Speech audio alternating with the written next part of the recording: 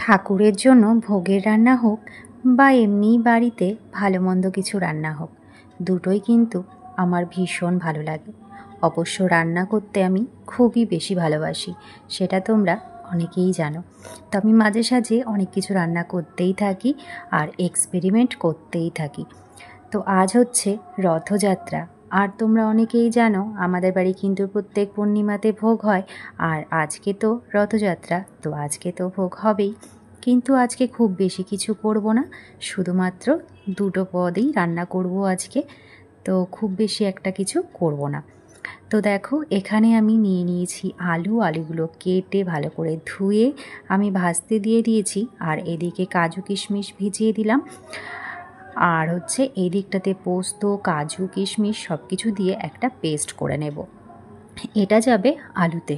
আমি করব আজকে কাশ্মীরি আলুর দম, আর হবে পোলাও। একদম দুটো পদেই আজকে সেরে দিচ্ছি। তারপর কড়াইতে সর্ষের তেল গরম করে দিয়ে দিলাম শুকনো লঙ্কা ফোড়ন, দিলাম জিরে আর হচ্ছে গোটা গরম মশলা। তারপর দিয়ে দিলাম বেটে রাখা আদা, লঙ্কা আর টমেটোর পেস্ট। তারপরে একটু কষিয়ে নিয়ে দিয়ে দিলাম কাজু পোস্তর পেস্টটা। তারপর দিয়ে দিচ্ছি হলুদ গুঁড়ো, স্বাদ মতো নুন, আর দিলাম কাশ্মীরি লঙ্কার গুঁড়ো। তারপর ভালো করে কষিয়ে নিতে হবে যতক্ষণ না তেল ছাড়ছে। তারপরে আমি এদিকে দেখো গোবিন্দভোগ চালটা আমি ভালো করে ধুয়ে ভালো করে জলটাকে ঝরিয়ে নিয়ে তারপরে দিয়ে দিচ্ছি সামান্য একটু ফুড কালার। আমি দিয়েছি ইয়েলো ফুড কালার, এটা হচ্ছে বাসন্তী পোলাও হবে। তারপরে দেখো এদিকে আমার হয়ে গেছে, কিন্তু মশলাটা ভালো করে কষানো হয়ে গেছে।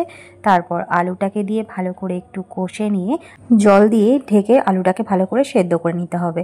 তারপরে আবার চলে আসলাম একটু ঠাকুর ঘরে একটু গোছানোর জন্য। তারপরে দেখো আমার এদিকে আলুটা কিন্তু এদিকে সেদ্ধ হয়ে গেছে। তারপরে দিয়ে দিচ্ছি গরম মশলা আর দিচ্ছি স্বাদ মতো চিনি। ব্যাস, তাহলেই কিন্তু আমার কাশ্মীরি আলুর দম একদম রেডি। তারপরে আসছে পোলাওয়ের পালা। কড়াইতে ঘি গরম করে তার মধ্যে দিয়ে দিলাম দুটো শুকনো লঙ্কা ফোড়ন, দিলাম গোটা গরম মশলা। তারপর যে কাজু কিশমিশগুলো ভিজিয়ে রেখেছিলাম সেগুলো দিয়ে হালকা করে ভেজে নিয়ে চালগুলো দিয়ে দিলাম। দিয়ে হালকা করে একটু ভেজে নিয়ে গরম জল দিয়ে দিচ্ছি। তো অবশ্যই এখানে গরম জলটা ব্যবহার করতে হবে। আর এখানে দেখো জলটা কিন্তু পরিমাণ মতো দিতে হবে। তো ভাবলাম তোমাদের সঙ্গে এই দুটো রেসিপি একটু সামান্য শেয়ার করি, তো করে নিলাম। আর দেখো লাস্টে চিনি দিয়ে দিচ্ছি, স্বাদ মতো চিনি দিতে হবে। তো ভোগের রান্না কিন্তু সমস্তটাই আন্দাজেই করা, কিন্তু চোখের আন্দাজ যদি ঠিকঠাক থাকে তাহলে কিন্তু ভোগের রান্নাও খুবই সুন্দর হয়। তো দেখো তারপর আমি চলে আসলাম একটু ঠাকুর ঘরে।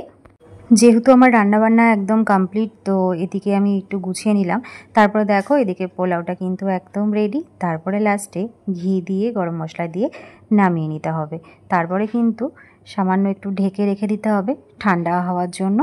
আর আমি এদিকে আলাদা করে দুটো জায়গায় বেড়ে নিচ্ছি যাতে তাড়াতাড়ি ঠান্ডা হয়ে যায়, তাহলেই কিন্তু একদম ঝুরঝুরে পোলাও রেডি হয়ে যাবে।